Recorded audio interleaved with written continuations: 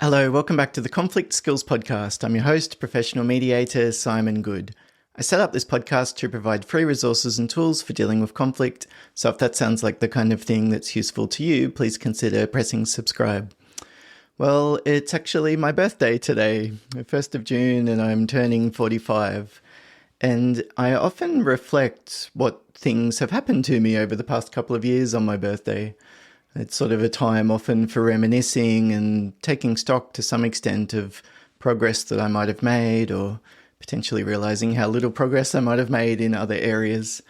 It's a really nice, I think, time to reflect and just consider what's going on from different levels, and different ways of looking at the same situation often means that we can accept it or deal with it more gracefully.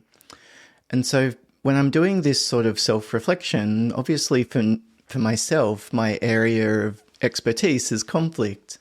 I'm a nationally accredited mediator. I've done hundreds of mediations now across all sorts of different kinds of disputes, including partners trying to buy each other out of a business, all the way through to parents who disagree about how often the kids should be going between the different houses and that kind of thing.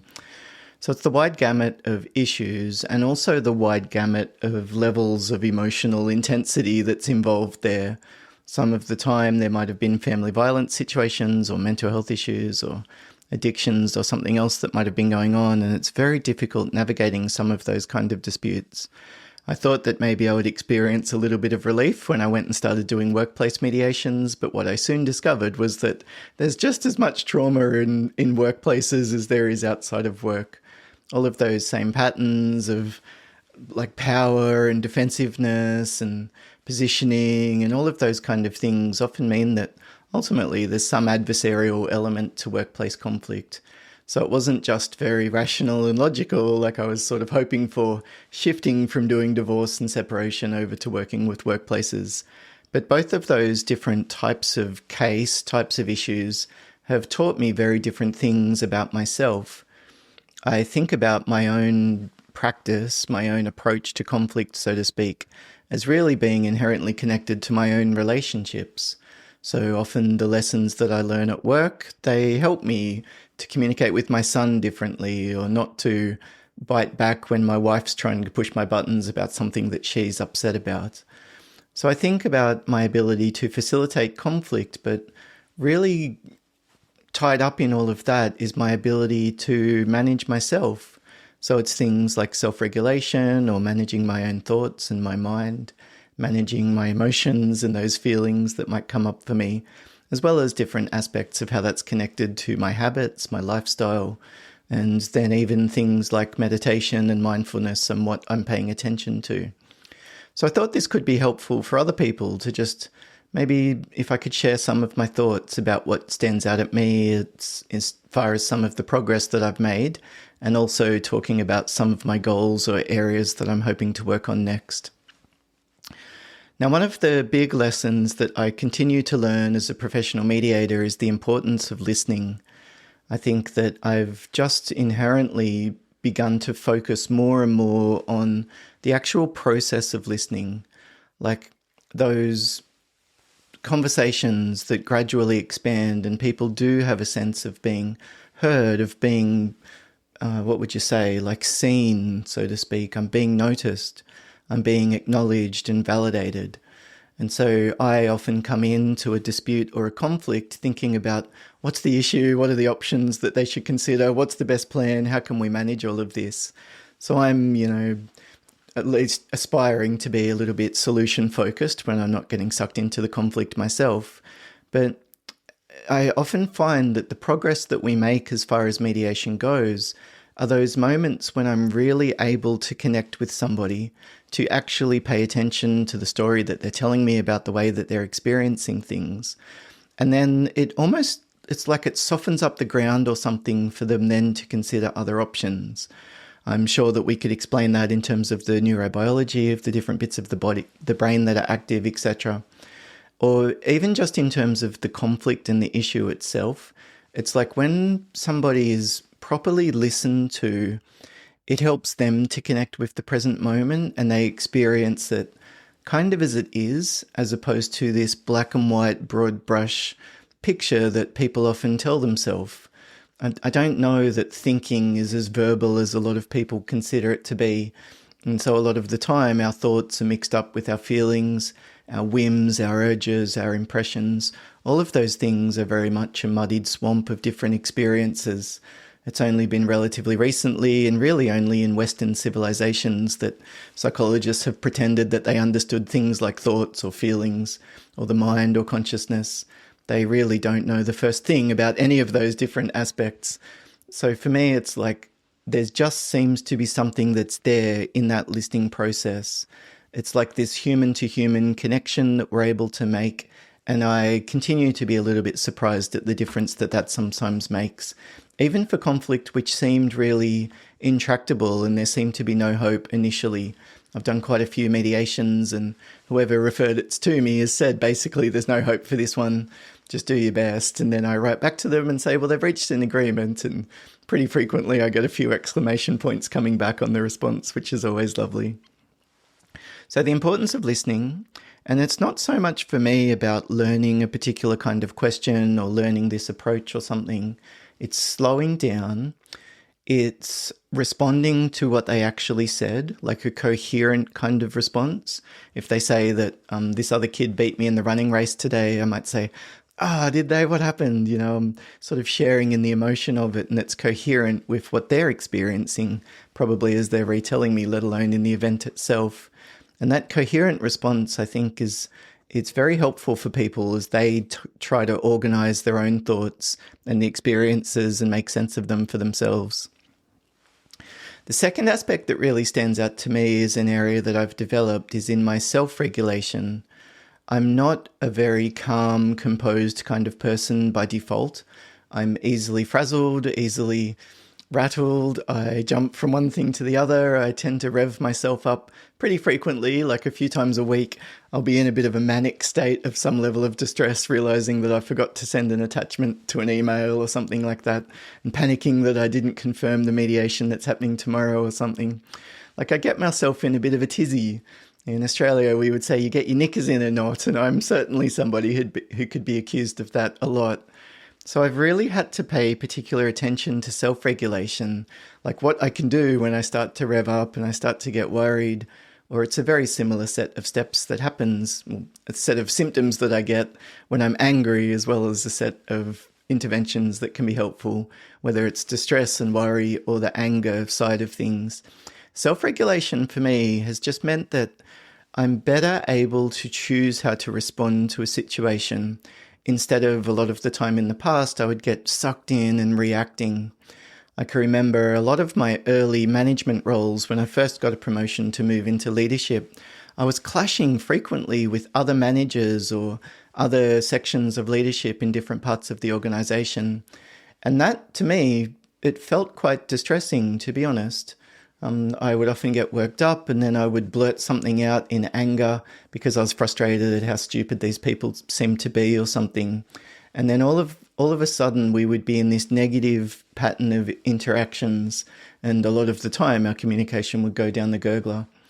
So I wish that I had just acknowledged the fact that it is going to be incredibly difficult dealing with other managers. It's going to be very challenging for me when I'm first learning the ropes of what's involved in this manager gig kind of thing. The transition process of moving from a peer up to somebody who's in a leadership role, that of course was going to mean that I was going to have a pretty bumpy road, at least in the short term. But if you're a high performer, it's very easy to have high standards about yourself, isn't it? So for me, I was thinking, well, I'm moving into this manager's job. I'm going to hit the ground running. Let's see how much progress I can make. I'm going to be the youngest manager promoted to the executive leadership team or whatever. Like, it was all about pride and ego and all of those things if I pause and consider it now. But back then it did feel like it was important. What I didn't realize was that all of these situations that I was in, at least early on, were really overwhelming. Like, I think a lot of people would have found them stressful. But for me, given that I'm a bit quicker to react than other people might be, it's meant that I really had to pay more attention to it. And like I say, this has been a lesson that I've learnt through quite a few different painful mistakes along the way. It's a little bit validating then these days where I go and do a training workshop or I'll give a presentation or something. And I often have people come up to me in the morning tea afterwards or whatever if I stay for lunch. And they'll say, oh, are you like a Zen Buddha kind of person? Like, do you ever feel angry at all? You seem to just be calm all of the time.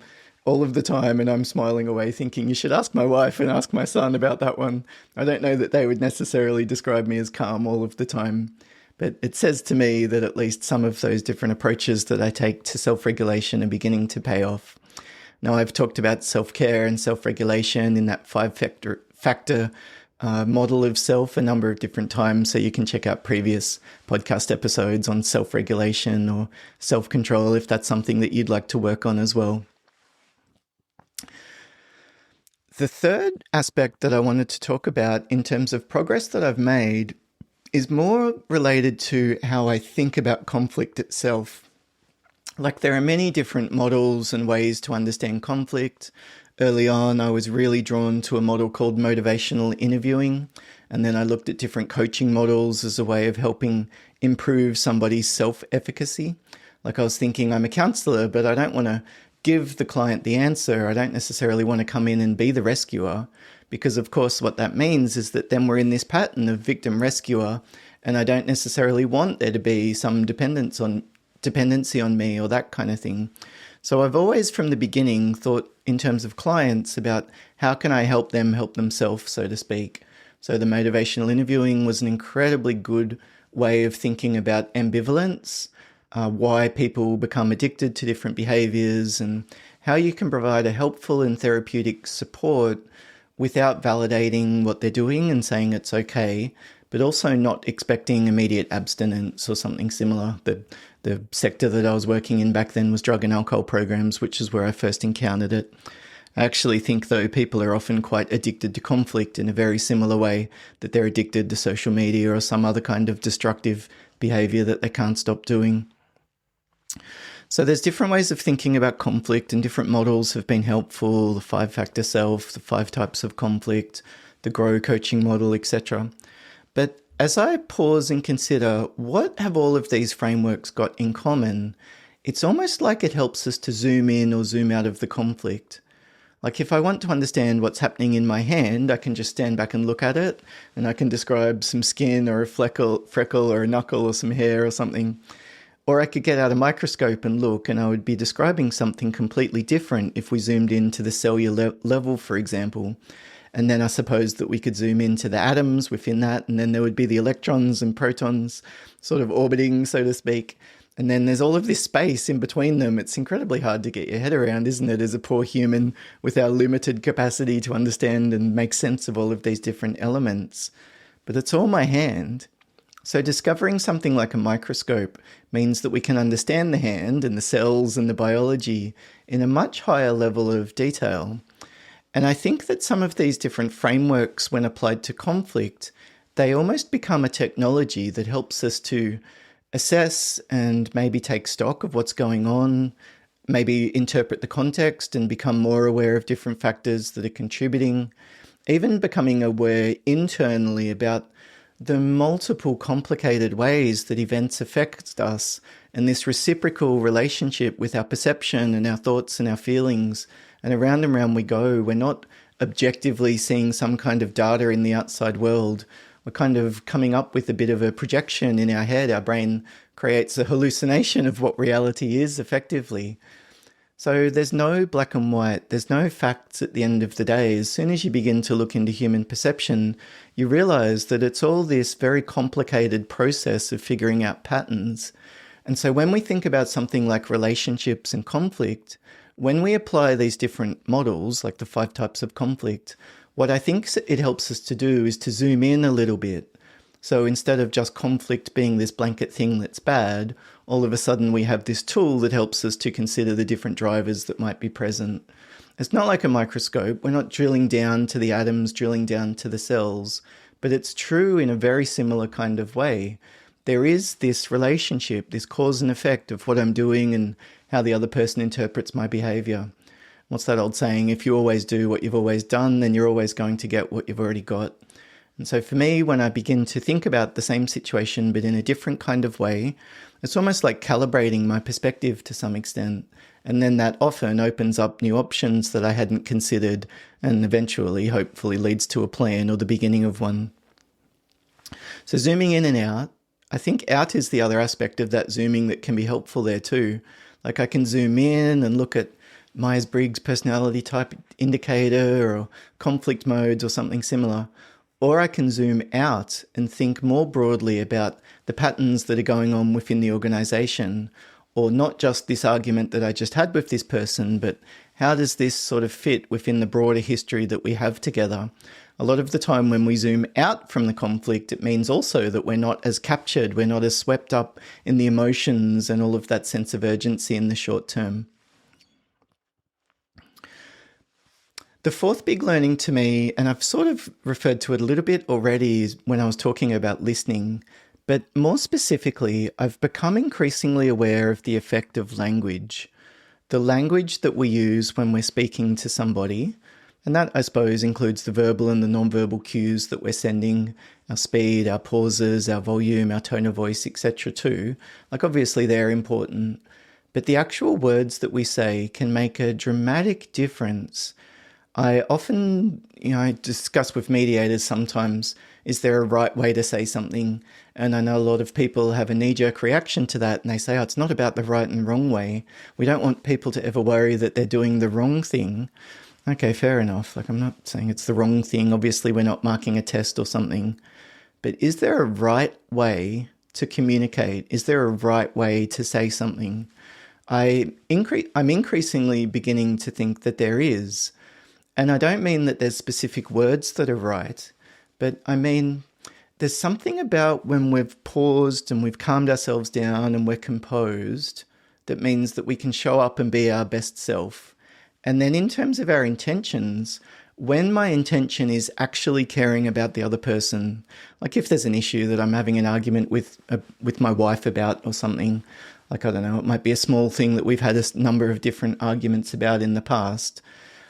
I think the right way to me approach that kind of a disagreement is really doing my best to support my wife and say or do all of the things that are going to be the best for her.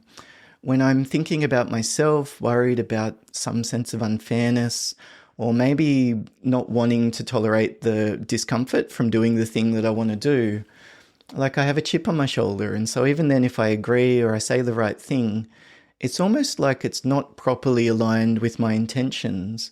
Whereas when I can actually like forgive someone if I'm upset about something that they've done, or just decide to set aside my needs for now, it's just a postponing it in the short term.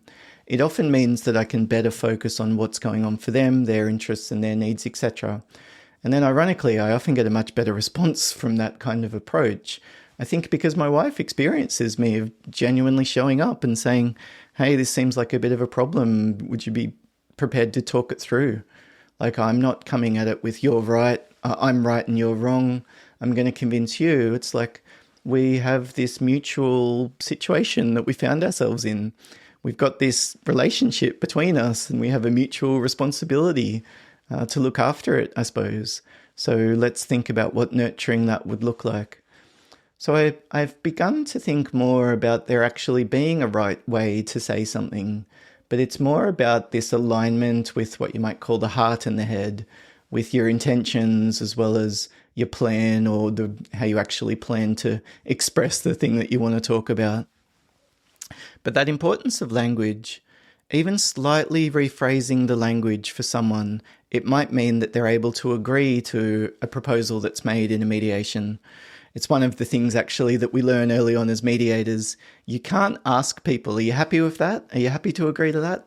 They've just proposed that. You happy with that one? I mean, very often they'll say something like, well, no, I'm not bloody happy with that. Of course I'm not happy with that. This is ridiculous, blah, blah, blah, blah, blah. So the reframe that we often use is more along the lines of, is this something that you could agree to, or is this something that you could live with? It's neutral. It's just, is this something that you would be willing to tolerate? Is this something that you can accept? despite the fact that you think something else might work, despite the fact that you've got these concerns, etc. And in that way, we're not really saying, trust me. It's like, you have autonomy there. Would you be prepared to go with me this far? And then what would be needed in terms of a review process, etc. But those little tweaks of language and that little difference that the nuance can make, my goodness, by the time you get to the end of a mediation or the end of a difficult conversation like that, you're often in a very different place than you would have been if you'd kept pursuing the, are you happy with that? Or the defensive, or whatever the kinds of language was that you were using that wasn't working. So the final aspect that I wanted to talk about that I've really learnt about conflict recently has been the connection to philosophy. I hadn't considered things like where consciousness comes from or what's my view of it. I grew up as my parents weren't really religious early on, and then they started going to church when I was in sort of late primary school. So they went to the Anglican Church in Australia, which would be the Episcopal Church, I think, in America. I'm not exactly sure what all of the different sort of parallels are. It's the Church of England. But at university, I sort of thought that religion and, you know, the sky daddy in the sky kind of concept of God obviously wasn't true. And it didn't take very many questions from atheist friends to really shake me in that perspective. And I'm not saying necessarily now that I've decided that I know all of the answers, but as I think about, well, the philosophical arguments of a creator versus not, or what would be the possible connection of quantum physics, the sort of astral age of the universe, which we can calculate from the different colors of light, etc., coming through. So backdating that to the 13.8 billion years or whatever it is that the Earth has been around for. Like, what happened before that? There is actually a question that's there. And we don't often stop to consider the fact that it might be connected to us. Like the same level of amazing complexity in the universe. And it's so amazing. I remember a guest on Joe Rogan just recently talking about if our sun was the size of a full stop on the page of a book, then just the Milky Way galaxy would be bigger than the Earth itself by ratio. And of course, the Earth is tiny compared to the sun. So how many more suns are there in the all of Earth if we're just sort of orbiting around a tiny full stop here? It really does make you stop and consider, well, what does this mean for us? So this amazing complexity, it like boggles the mind, and a lot of us find ourselves quite in awe of looking up at the stars. But we could also think in a very similar way about ourselves. The level of microbial life going on in our gut bacteria, for example, is amazing. It's this incredible feat of engineering that you take whatever food you put in your face, and that's what you use to literally regenerate cells. So skin cells, blood cells, brain cells, bone cells, all of these different elements. We're recreating ourselves constantly. So that same level of complexity as the universe is also present in our brains. We have potentially trillions of neurons, and each neuron, this brain cell, has up to 80,000 other connections. So it's this integrated network. It's not a computer. All of these analogies that psychologists use fall short when they're actually compared to reality itself. It's not a computer. We don't know why there's a correlation between this type of electrical signal in the brain and this type of subjective experience that somebody has. We're just beginning to sniff around the edges of it. And if you pause and think about perception, like I mentioned, our brain is just a predicting machine. It's more or less figuring out what we need to do next. And so that's what happens in our body. We get ready to act. If there's a threat, then we get ready for the fight or flight kind of response. But is that the full extent of it? Do you know what I mean? Like, if we go into fight or flight mode, am I still responsible for my behavior? Did I still choose to do that? If I'm in an argument with someone and my face is going red and I'm getting very upset, am I choosing all of the words that come out of my mouth? What if I've had a few beers? Am I choosing that? Like, all of a sudden, you really do need to consider things like ethics or free will or philosophy, the beginning of the universe, where we fit in, etc. Why are we designed this way? Why do we experience the world this way? And it really has made me consider many different aspects of all of those underlying beliefs that's connected to. For religion, to some extent, I've been exploring that a little bit more than in previous years, which has been a bit of a trend recently. But I'm also realizing the limitations of my knowledge around some of those different aspects. Even in consciousness, I was reading an article recently and it listed out, I think, 150 or so of the leading theories about consciousness. So there's a lot to get soaked in almost. I really relish it and enjoy it. But once you realize just how little we know, it does make me pause and reflect on the many ways that I've oversimplified everything, really. Relationships, who was and wasn't neurodivergent, how I consider things like counseling and psychology, psychiatry, and how that's connected to other things like families and other supportive networks in the community, etc. We're just really beginning to scratch the surface, and I do like to think of myself as an evidence-based kind of person. I do like to think that the approaches that I was going to take to help someone were backed up by the data and backed up by the evidence.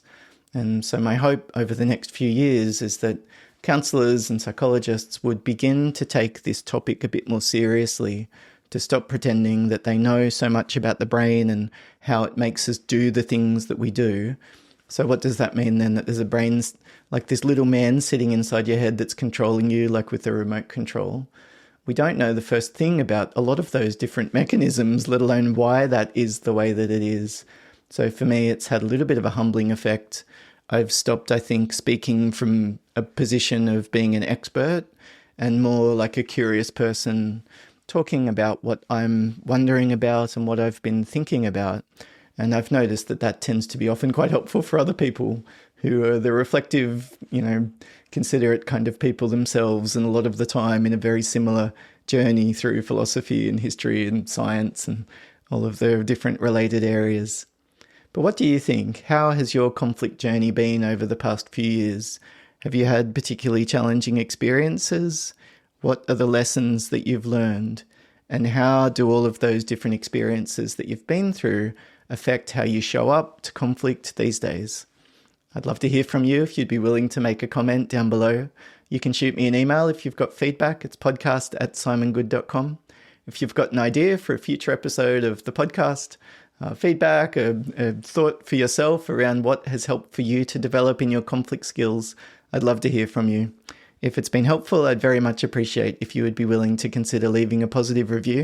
It makes a really big difference for little podcasts like these, so thank you in advance if that's something you're prepared to do. Otherwise, thank you very much for listening. Hopefully see you again in another episode of the Conflict Skills Podcast soon. Bye for now.